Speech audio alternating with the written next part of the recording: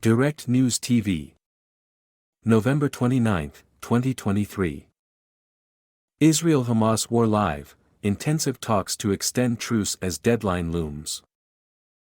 Analysts say truce negotiations have entered a pragmatic phase involving various mediators and stakeholders, with Hamas reportedly signaling a willingness to extend the pause in fighting.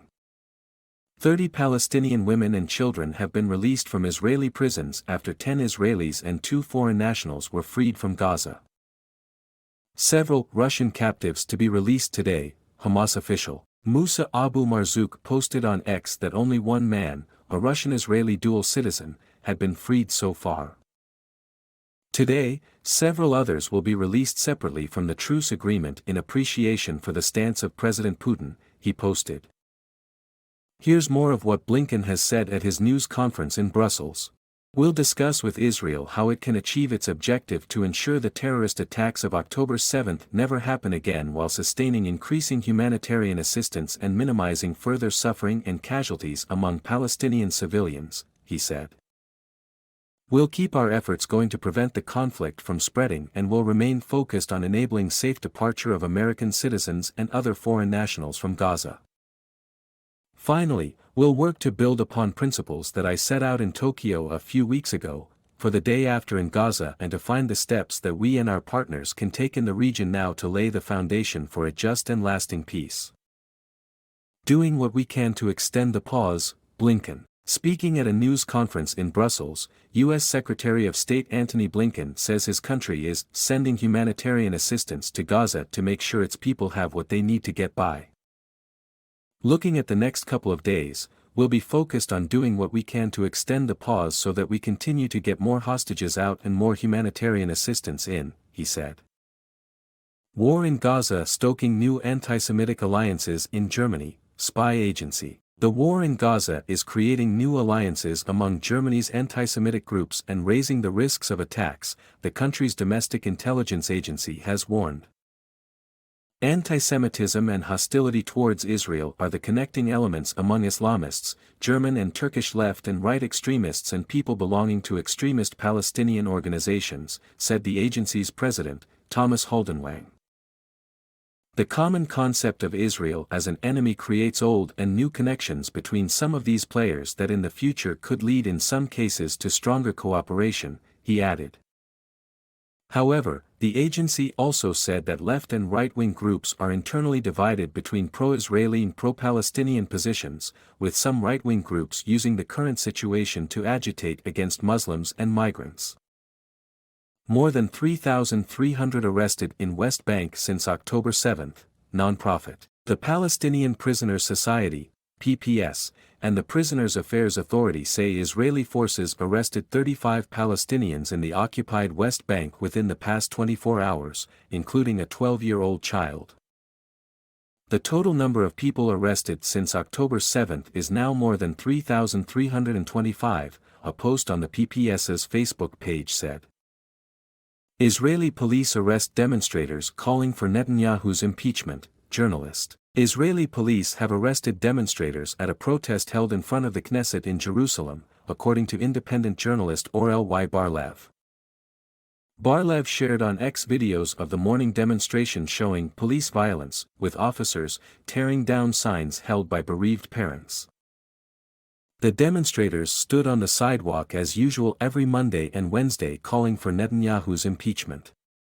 According to them, the police said that it was forbidden to demonstrate only on the issue of the abductees is allowed, what, she wrote on X, according to an automatic translation. They arrested Ayelet Katzer, the manager of the family camp. Police broke and tore signs from the hands of the bereaved parents Yael Alon and Yaakov Godo. Maoz Yanin was detained in the area and then released. The Ben Gvir Netanyahu police against the bereaved families. Palestinians report being shot at by Israeli forces in Gaza. Palestinians in Gaza are reporting being shot at by the Israeli army while visiting their destroyed homes in the Tal al-Hawa neighborhood, south of Gaza City. One of the Palestinians said it was the 4th time he had tried to return to the area to inspect what remained of his home. We have been shot at. At the very least, We need to get our belongings and clothes from our homes so that we can protect ourselves from the cold and the shelter. Earlier today, we reported 2 shooting incidents amid the ongoing truce between Israel and Hamas. Israeli forces opened fire on a Palestinian boat as well as shelling the coast of Khan Yunis in southern Gaza at dawn. More from Ghazi Hamad. The member of Hamas's political bureau says the issue of releasing both civilian and military figures has been put on the table of the negotiations, adding that discussions with the mediators for a satisfying compromise are continuing. Ghazi Hamad told Al Jazeera the focus was now on the extension of the truce, but added that Hamas's leadership was ready to enter deep negotiations about a comprehensive deal that would see the release of all the Palestinian prisoners for all the captives in Gaza. We are interested to release all the Palestinian prisoners in the Israeli jails, and we want to also have guarantees that they won't be arrested again, he said. Hamas working hard for truce extension, Ghazi Hamad to Al Jazeera. Ghazi Hamad, a member of Hamas's political bureau, says the group has been working very hard with the mediating countries in order to reach a compromise and extend the ceasefire. While noting that the situation is not easy and is changing from time to time, Hamad expressed optimism that the truce would be extended. We are ready to release more hostages for the extension of the ceasefire. We are in communication with our brothers in Qatar and Egypt in order to see how we can manage this operation, he said. I hope that it can be implemented today and we can see more days for the extension.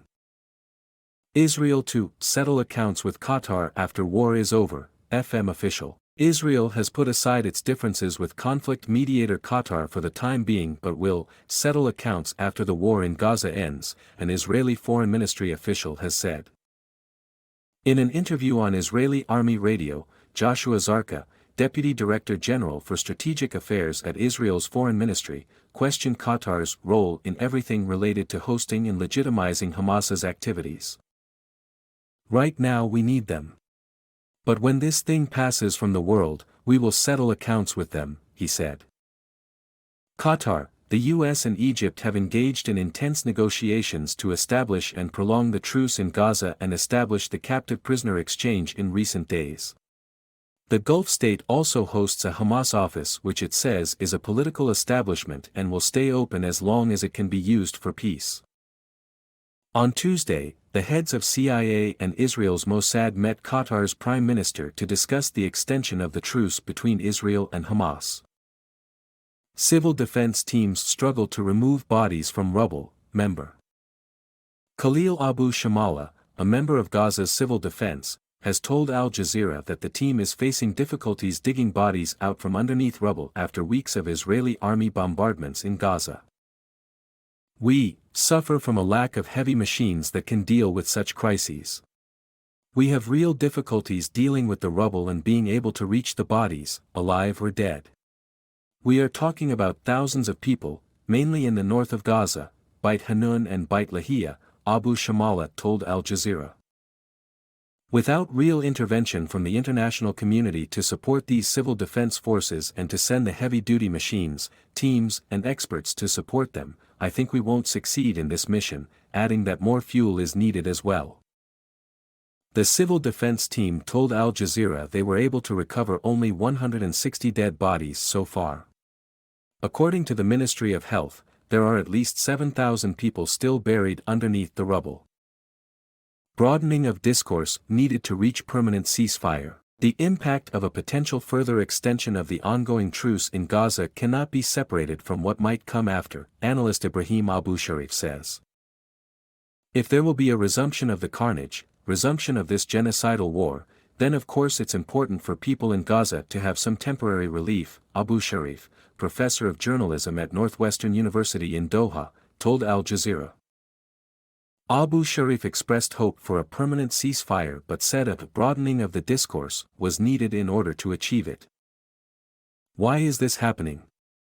Why is there a potential conflict between Israelis and Palestinians? Abu Sharif said.